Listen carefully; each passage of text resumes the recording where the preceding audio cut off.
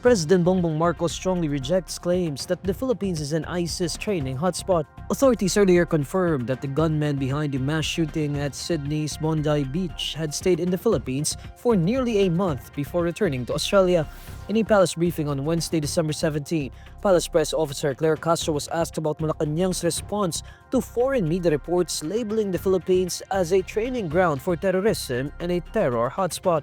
Of course, the President strongly rejects the sweeping statement and the misleading characterization of the Philippines as the ISIS training hotspot.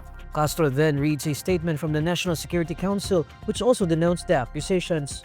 Currently, there is no validated report or confirmation that the individuals involved in the Bondi Beach incident received any form of training in the Philippines. Philippine authorities, in coordination with international partners, continue to verify all available information, but no evidence has been presented to support claims that the country was used for terrorist training.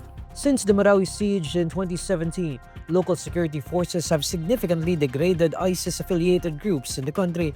According to the National Security Council, assessments by both the United Nations and the U.S. government indicate that these groups now operate in a fragmented and diminished capacity.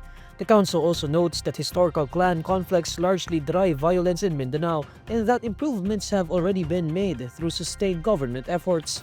The President orders the Anti-Terrorism Council and member agencies to remain vigilant in preventing any terrorist activity within Philippine territory and to continuously enhance coordination with international partners to safeguard national security. Meanwhile, Castro urges foreign media using such descriptions to be discerning and responsible in their reporting. She notes that such statements could damage the image and integrity of the Philippines.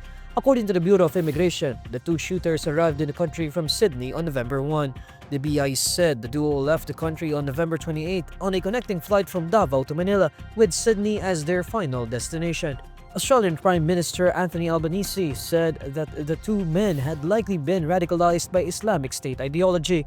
Australian police reportedly found IS flags in the suspect's vehicle, raising suspicion of their links to the international terrorist group.